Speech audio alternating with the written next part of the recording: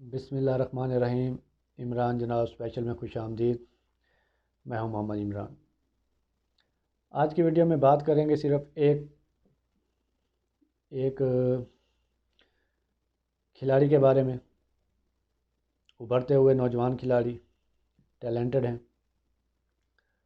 और मैं बात कर रहा हूं आज़म ख़ान की, जो कि PSL 7 में इस्लामाबाद यूनाइटेड की नुमाइंदगी कर रहे हैं। और इस्लामाबाद यूनाइटेड ने बहुत बड़ा दिल करके उनको एक्सचेंज किया क्वेटा ग्लैडिएटर के साथ। और एक बहुत बड़ा फ़ैसला था, दिलेराना फ़ैसला था, और एक अच्छा फ़ैसला था, क्योंकि वो बेसिकली वो हैं एक विकेट कीपर बैट्समैन, और वो क्वेटा में थे तो उनको कीपिंग का मौका ही नहीं मिल रहा था। तो इस तरह वो फील्डिंग तो वो कर चुके हैं, हमने उनकी फील्डिंग देख ली, और डोमेस्टिक में वो शायद कीपिंग भी करते रहे हैं, लेकिन आवाम को उस तरह देखने को नहीं मिलता जिस तरह के आप PSL में मिलता है आवाम को मौका उनको देखने का। क्योंकि PSL तो हर पाकिस्तानी, चाहे वो पाकिस्तान में है, पाकिस्तान से बाहर है, या हर क्रिकेटर वो उसका ताल्लुक़ किसी भी कंट्री से है, तो वो PSL को फॉलो करते हैं और मैचेस देखते हैं। तो ज़ाहिर बात है हर किसी प्लेयर की परफॉर्मेंस को देखने का, परखने का मौका मिलता है।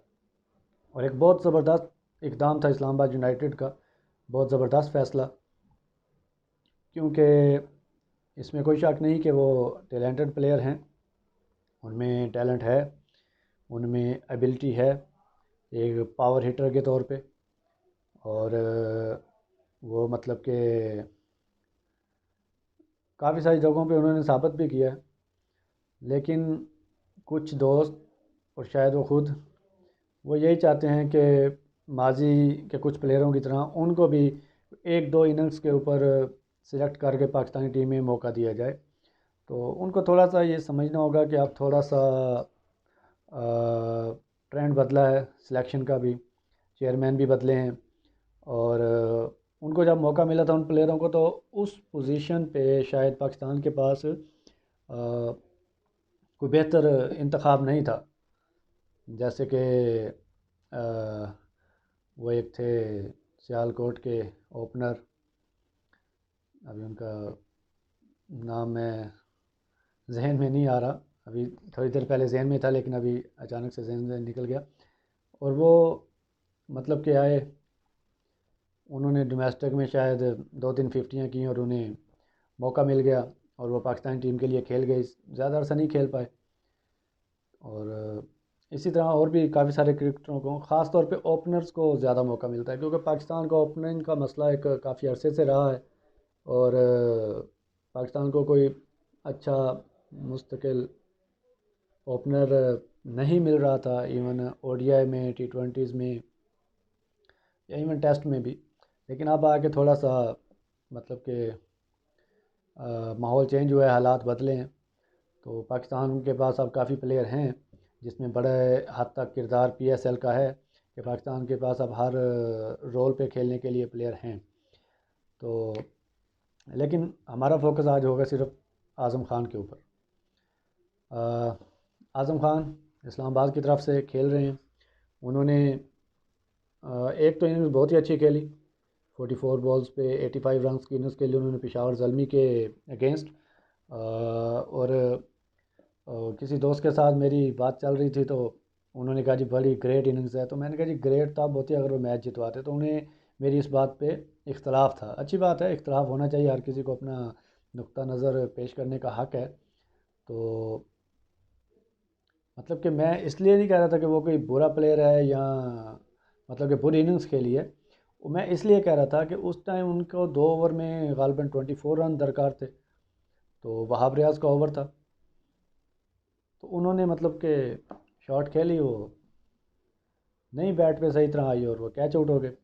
लेकिन जब आप 44 बॉल्स खेल चुके हैं, जब आप 85 रन बना के खड़े हैं क्रीज पे, और लास्ट मोमेंट है, हाँ या तो होते वो 3-4 ओवर पहले आउट हो जाते तो वो एक अलग बात होती भी, हाँ जी वो ज़ाहिर बात है उन्होंने रन काफ़ी पड़े थे, उन्होंने बनाना था, तो हिट करनी थी।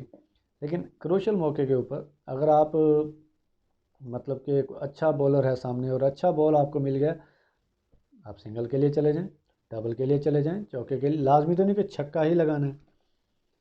मैं इसमें कोई बुराई नहीं कर रहा, इसको नेगेटिव सोचने की ज़रूरत नहीं है। पॉजिटिव प्राय में मैं एक तरह से उनको एक मशवरा, एक उनको गाइड करने की कोशिश कर रहा हूँ अपनी वीडियो के बिहाफ पे, कि वो सिंगल लेते दूसरे एंड पे चले जाते और दूसरे एंड वाले को कहते कि भाई आप घुमाओ, हो सकता है उससे लग जाते। और जस्ट 24 रन चाहिए थे तो आप 7 8 9 रन बना लेते ओवर में, तो आखिरी ओवर में 15 16 रन। तो आपको अपने ऊपर बिलीव होना चाहिए। नो डाउट आप में पावर है, आप अच्छे हिट कर सकते हैं, लंबे छक्के लगा सकते हैं। तो थोड़ा सा हर चीज़ कोच के बताने से नहीं आती, कुछ अपने जहन से भी सीखना पड़ता है, इंसान को सोचना पड़ता है। और थोड़ा अपने अंदर बर्दाश्त पैदा करें। बर्दाश्त मतलब कि क्रीज़ के ऊपर, जैसे कि यंग प्लेयरों में अक्सर नहीं होता, वो निकलते हैं घुमा देते हैं और फिर आर या पार, वो लगी तो हीरो, ना लगी तो ज़ीरो। तो थोड़ी सी बर्दाश्त, जैसे कि रिजवान में है, जैसा कि बाबर आजम हैं, ये अपने आप में शो करते हैं, शुएब मलिक हैं, जल्दी नहीं करते, आखिर तक जाते हैं, आखिर तक लेके जाते हैं, क्योंकि आप अगर आखिर तक रहेंगे तो आप अपनी और अपनी टीम की उम्मीद रहेंगे।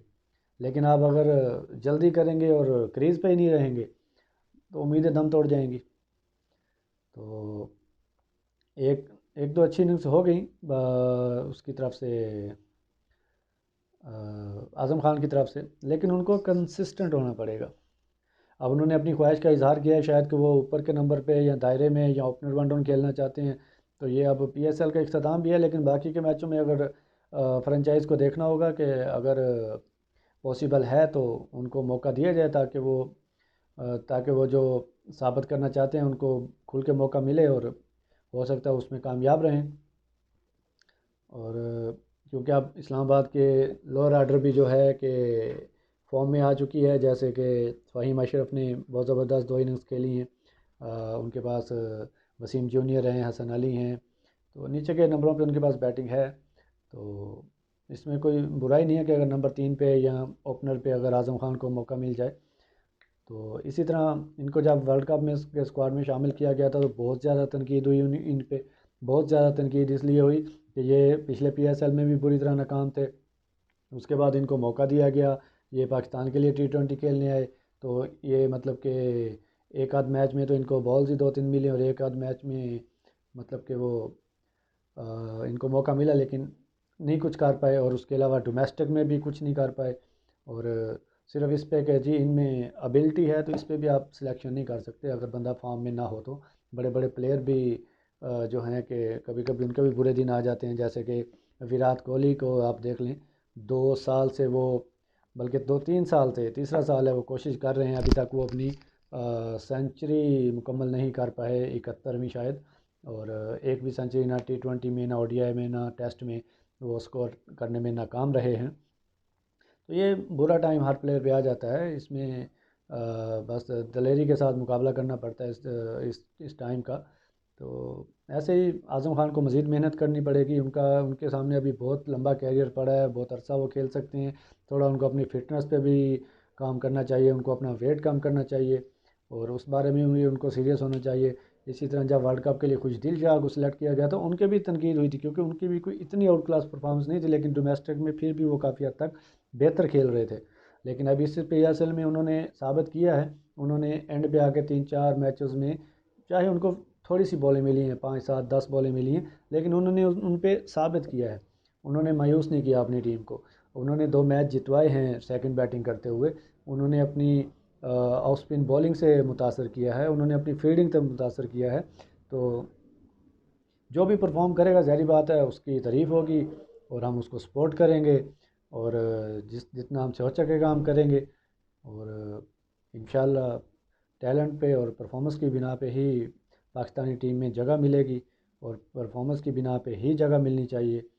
तो उम्मीद करते हैं कि आने वाले वक्त में आज़म खान मज़ीद बेहतर करें और बेहतर से बेहतर होते चले जाएं, ताकि पाकिस्तान की बेंच स्ट्रेंथ मज़बूत हो, ताकि ताकि इनको भी पाकिस्तानी टीम में खेलने का मौका मिले, पाकिस्तान की नुमाइंदगी करने का मौका मिले। तो उम्मीद है कि वीडियो आपको पसंद आई होगी।